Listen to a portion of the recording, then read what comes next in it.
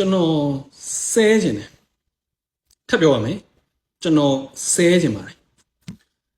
ဘာလို့ဆဲခြင်းလဲဆိုတော့ကျွန်တော်ပြောပြမယ်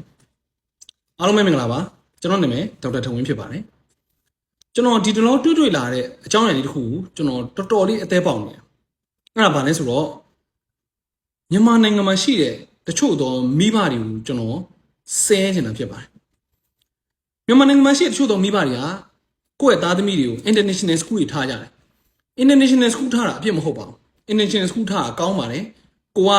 ဒီအစိုးရပညာရေးထက် international school ကပို့ပြီးတော့ကဘာကိုချက်ထွင်နိုင်တယ်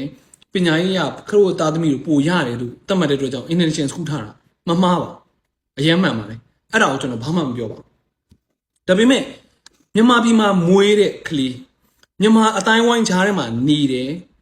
စီးပွားရေးလုပ်မယ်ဆိုလည်းမြန်မာအတိုင်းဝိုင်းကြားထဲမှာစီးပွားရေးလုပ်မယ်မလုပ်ရင်လည်းမြန်မာအတိုင်းဝိုင်းကြားထဲမှာနေနေတဲ့သူတခါတလေကလေးတွေကိုသွားမိလိုက်ရင်မြန်မာလိုမပြောတတ်လို့ပြောပါတယ်စာမဖတ်တတ်တာပြဿနာမရှိမြန်မာစကားကိုကောင်းကောင်းမပြောတတ်ဘူးမိဘတွေကိုယ်တိုင်အဲ့လိုပြောတယ်အကယ်၍ကလေးတယောက်အင်တာသွားပြုရင်ကျမရဲ့သားလေးကျမရဲ့သမီးလေးကမြန်မာစကားကောင်းကောင်းမပြောတတ်လို့အင်္ဂလိပ်လိုပဲဖြေလို့ရမလားကျွန်တော်ပါကြီးပဲရိုက်ရှင်တယ်အဲ့ဒါဂုံယူကြမဟုတ်ဘူး